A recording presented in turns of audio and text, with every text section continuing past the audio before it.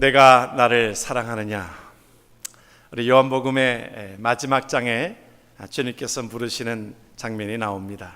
여러분들이 이제 6개월에 걸쳐서 우리 요한복음의 말씀의 여행을 이제 떠나봤습니다. 이제 마지막 장. 여러분들이 주일마다 말씀을 보는 것은 우리가 한 장씩 말씀을 강의하면서 말씀을 보는데, 여러분은 주보의 오른편의 말씀을 본 가운데 다음 주의 설교에 하고자 하는 그 말씀들이 그곳에 적어 있어요. 무엇입니까? 다음 주에 우리 마태복음 1장의 말씀들은 이제 함께 볼 터인데, 여러분들이 말씀을 미리 보십사 하고 미리 그곳에 적어 놓는 겁니다. 그냥 칸이 남아서 쓴 게 아니고요. 여러분에게 매일매일 그래도 여러분들이 한 장을 다 말씀을 중요한 말씀들을 통해서 우리가 한 장 한 장을 말씀을 하는데, 우리가 말씀을 좀 여러분들이 미리 읽어오시면 전후 잔맥을 우리가 보면서 말씀을 듣기가 더 편안하기 때문에 그렇게 말씀을 드립니다. 우리 새벽 예배 때는 한 장씩 말씀을 또 이렇게 묵상하면서 우리가 가고 있거든요. 그래서 여러분들이 그 말씀들을 함께 나누면서 여러분들이 말씀의 여행에 함께 참여하시기를 바랍니다. 내가 나를 사랑하느냐. 그 영혼을 위한 치킨숲이라고 하는 그 책의 베스트셀러가 된 책 중에 한 부분에 나오는 이야기입니다. 볼티모어에서 한 사회학 교수가 이 학생들을 대상으로 그 볼티모어의 빈민촌에 가서 그 아이들의 어떤 그 아이들을 조사해서 그것을 평가서를 내라고 그랬어요. 그래서 200명을 조사하고 하는 가운데 이제 많은 그 학생들이 그 보고서에 뭐라고 그 보고를 했냐면, 200명을 다 이렇게 사람들을 만나고 하는 가운데 그렇게 보고를 했습니다. 뭐라고 보고했냐면, 이 아이들에게 전혀 미래가 없다, 너무 가난해서 기회가 없다, 그렇게 보고를 했습니다. 그렇게 다 대등하게 보고를 하였는데, 그 뒤에 25년 뒤에 그 같은 교수가 그 사실을 좀 확인해 보고 싶었어요. 그런데 그 200명 사람의 그때 조사했던 사람들 중에 20명은 주소가 이게 정확치가 않고 확인할 바가 없고 또 죽거나 그런 자들이었습니다. 180명을 가지고 조사를 다시 했는데 180명 중에 176명이 오히려 그들이 그 학생들이 그때에 조사한 것과 정반대의 어떤 반응들이 나타났다는 거예요. 180명 중에서 176명이 다 성공적인 삶을 살고 있더라는 것입니다. 그 중에는 변호사도 있고 의사도 있고 또 그 훌륭한 모든 자들이 그곳에 포함되어져서 잘 살고 있더라는 거예요. 그래서 그들에게 물었습니다. 당신들이 이렇게 살게 되어진 하나의 동기가 있습니까? 저희들에게 있어서 산 선생님이 계셨습니다. 어떤 선생님이었어요? 그래서 그 선생님을 찾아가서 물었습니다. 그 선생님을 찾아가서 물었더니 그 선생님이 그렇게 대답하는 것입니다. 비결은 없습니다. 내가 그들을 그렇게 사랑했습니다. 사랑한 것 뿐이었습니다. 그래요. 우리가 사랑의 힘은 어떤 모든 것보다도 더 위대한 것입니다. 모든 경험과 모든 환경과 모든 것들을 초월하는 것입니다. 하나님이 이 땅에 예수 그리스도를 보내셔서 오늘 요한복음의 1장에 우리에게 말씀해 주고 있는 영접하는 자, 그 이름을 믿는 자들에게는 하나님의 자녀가 되는 권세를 주심으로 하나님께서 생명을 주신 그 주님께서 우리에게 사랑을 주시고 우리의 삶을 위하여 돌아가신 그 은혜를 말씀을 통해서 살펴볼 수 있는 것입니다. 여러분, 그런데 하나님은 그렇게 사랑해 주셨는데, 예수님이 목숨까지 바쳐 주셨는데, 말씀을 통해서 앞에 배경을 보게 되어지면 베드로라고 하는 사람은 사실은 예수님의 제자 중에서도 수제자입니다. 수제자라고 하는 것은 이 앞장서는, 다시 말하면 제일 사랑했던 그 모습입니다. 여러분들이 기억하시는 대로 12제자 중에 베드로, 야고보, 요한은 꼭 예수님이 어디 신방 갈 때 꼭 같이 했던 사람입니다. 다른 사람은 몰라도 베드로, 야고보, 요한은 꼭 예수님과 함께 하였었고요. 꼭 얘기할 때 보면 베드로가 앞장서서 나옵니다. 그런데 베드로가 보면 예수님의 속을 또 많이 새긴 것이 뭐냐면, 아니 예수님이 잡혀가시는 그 밤에 예수님 모른다고 그러겠잖아요. 예수님 떠나버린 것입니다. 나는 이제 예수님과 함께하지 않겠다라고 선언한 것입니다. 그런데 떠났어요. 그런데 혼자만 떠난 것이 아니라 선동했습니다. 나 고기 잡으러 갈 거야. 나 예수님 안 따라다닐 거야. 그랬을 때에 그 선동하고 나니까 그 모든 제자들이 나도 제자들 중에 이 어부들이 제일 많지 않았습니까? 그래서 나도 고기 잡으러 갔다고 그랬어요. 그래서 성경을 보니까요, 여러분, 고기를 잡는데 그들은 어부입니다. 평생을 어부로 살았던 사람이기 때문에 메시에 고기가 많이 나온다는 걸 아는 사람들이에요. 그 밤에 고기를 잡으러 간 거예요. 낮에 대낮에 간 게 아니라, 대낮에는 그곳에 이 고기들이 다 밑속으로 가게 되어지니까 이 밤중에 고기를 잡으러 간 것입니다. 언제 많이 나온다는 걸 알고 있는 거거든요. 어느 지역에 고기가 많다는 것도 알고 있는 사람입니다. 그런데 그 밤에 나갔는데 고기를 한 마리도 못 잡았다는 거예요. 성경에 보세요, 여러분들. 성경에 보면 한 마리도 잡지 못하였다. 여러분, 쉬운 일이 아닙니다, 여러분. 한 마리도 잡지 못했다는 것은요, 우리 시험 볼 때에, 사지선다형의 시험을 볼 때에 여러분 100점 맞는 것보다도 더 어려운 게 빵점 맞는 거예요. 그렇죠? 여러분, 그 피해서 이렇게 가는 것, 빵점 맞기가 100점 맞기보다 훨씬 더 어렵습니다. 오히려 100점 맞는 사람이 빵점을 맞을 수 있게도 갑니다. 어정중한 사람은요, 그거 피해가는 게 쉽지 않아요. 보통 30점, 40점은 맞잖아요. 여러분들이랑 상관이 없는지 모르지만, 그런 여러분, 찍기를 하라면 그래도 한 40%, 50%는 맞잖아요. 근데 한 마리도 못 잡았다는 것이, 이것이 참 이게 기적입니다. 여러분, 어느 때예요? 큰 일이 일어난 것도 기적이지만 안 되는 것도 기적인 거예요, 여러분. 이 말은 무슨 말이냐면 하나님이 간섭했다는 거예요. 예수님 떠났는데도 불구하고 모든 물고기가 잘 잡히고 모든 것들이 되어졌다고 가정해 보십시다. 베드로가 있었겠어요? 베드로를 통해서 그 훗날에 수천 명의 사람들이 예수께로 돌아오는 일들이 있었겠습니까? 그러니까 한 마리도 못 잡는 것도, 이것도 하나님의 이적인 거예요. 어떠한 것이 좋은 것만 일어나는 것이 기적이 아니라 한 마리도 그 밤에 맞지 못했다. 여러분, 우리의 생애 가운데서 여러분들, 우리가 잘 되는 것만이 축복이 아닙니다. 하나님을 떠났는데도 잘 돼요? 여러분, 이게 축복 같습니까? 아니에요.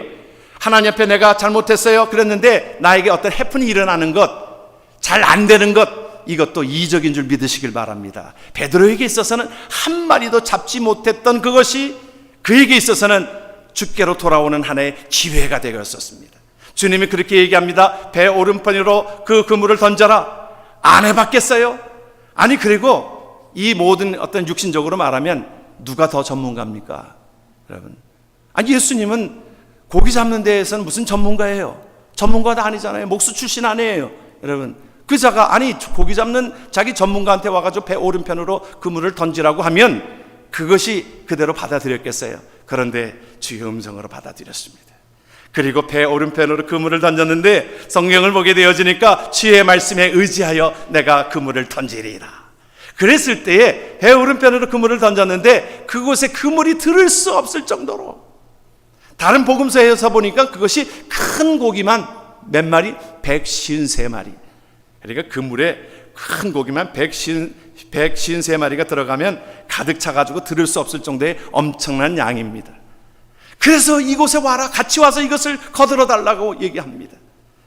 예수님의 말씀에 순종하고 나아갔을 때에 그들에게 있어서 그 전에 한 마리도 못 닦았던 그 고기가 이제 그물을 들을 수 없을 정도의 삶으로 나아갔던 것을 오늘 말씀을 통해서 살펴볼 수 있는 것입니다. 여러분, 그렇기 때문에 우리가, 저와 여러분들은, 하나님의 백성된 자들은요, 주님을 떠나서 살 수 없습니다. 믿으면 아멘 하십시다. 여러분, 주님을 떠나서는 살 수 없어요. 주님께로 가까이 오라는 거예요. 주 떠나가시면 내 생명 헛되네. 기쁘나 슬플 때 늘 계시옵소서. 그래요. 주 떠나가시면 우리 아무것도 아닙니다. 물고기는 물속에 있을 때 자유함이 있어요. 여러분, 한국에서 여러분 여기서는 연을 잘 날리지는 않지만, 한국 가면 겨울 되면 이제 연을 많이 날리지 않습니까? 저도 어렸을 때 참 연을 많이 날렸습니다. 이 달력종이 찢어가지고요. 옛날에는 그 달력이 그 습자지로 돼 있어요. 한 장씩 이렇게 넘어가는 것이. 그래가지고 그거 날개로 만들면 잘 날립니다. 방패연도 만들고 또 다양하게 연을 가지고 그 연을 날립니다.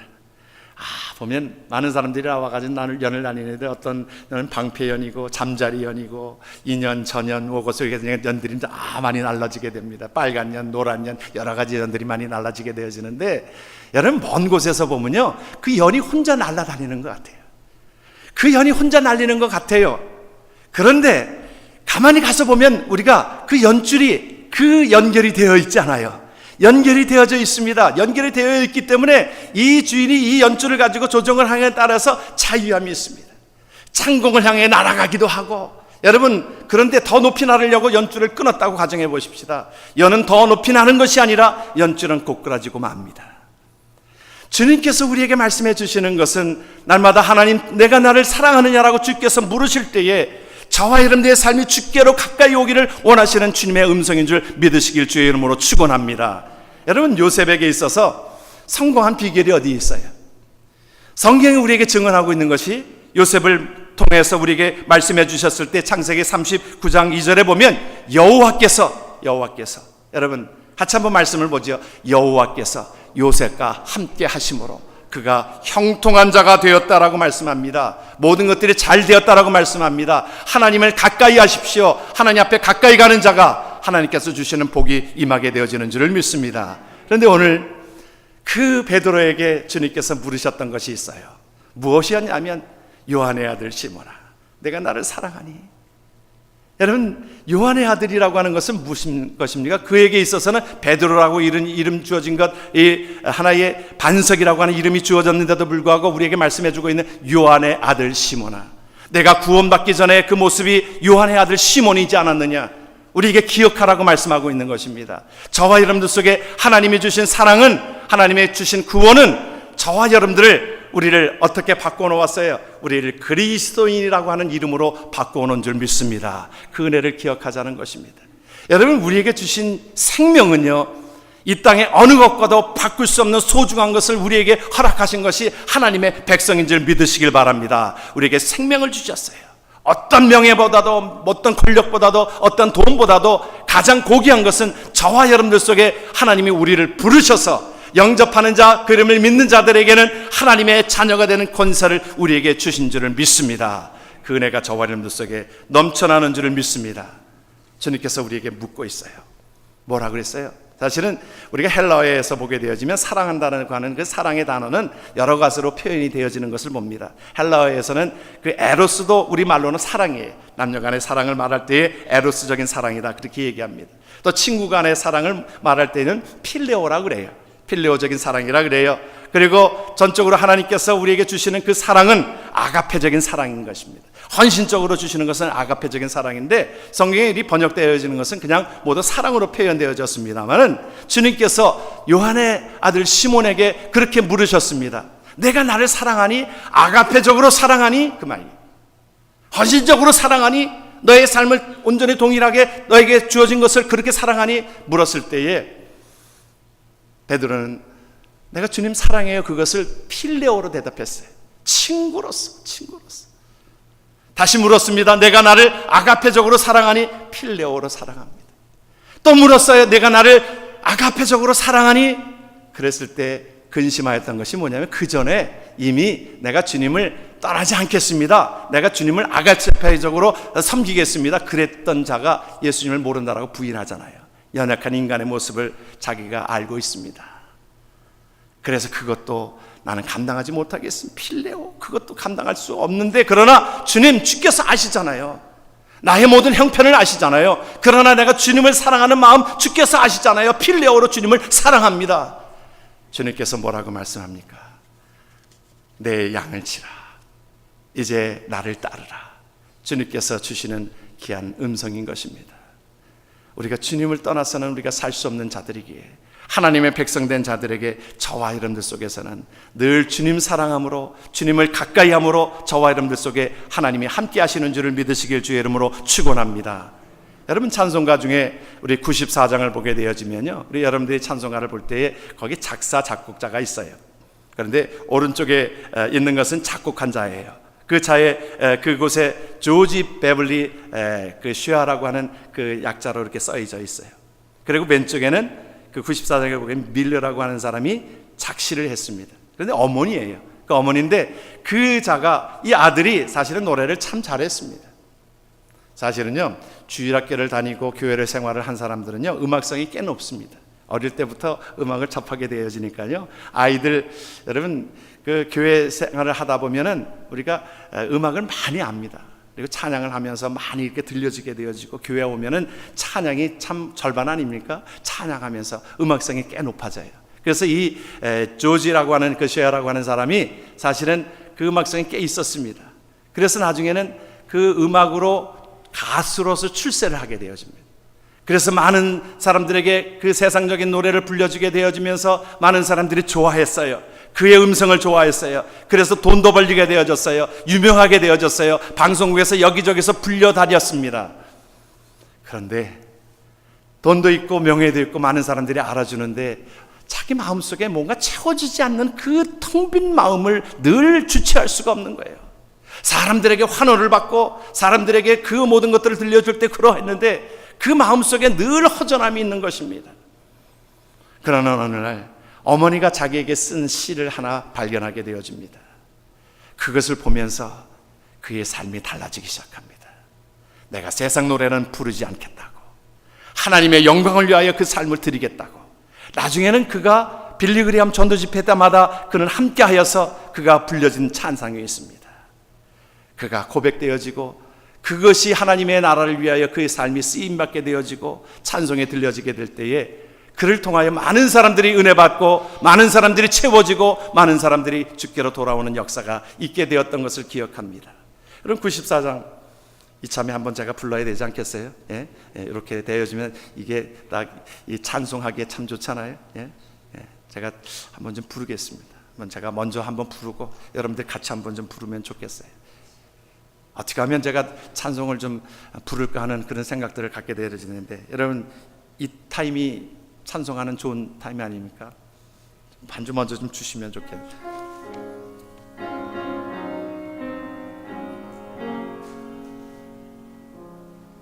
주 예수보다 더 귀한 것은 없네. 이 세상 부귀와 바꿀 수 없네. 영죽은 내 대신 돌아가신 그 놀라운 사랑 잊지 못해. 세상 즐거움 다 버리고 세상 자랑 다 버렸네.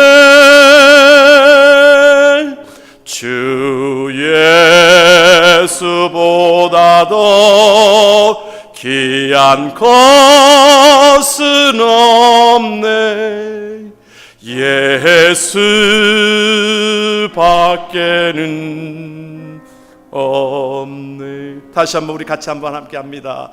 주 예수보다 더 귀한 것은 없네. 이 세상 부귀와 바꿀 수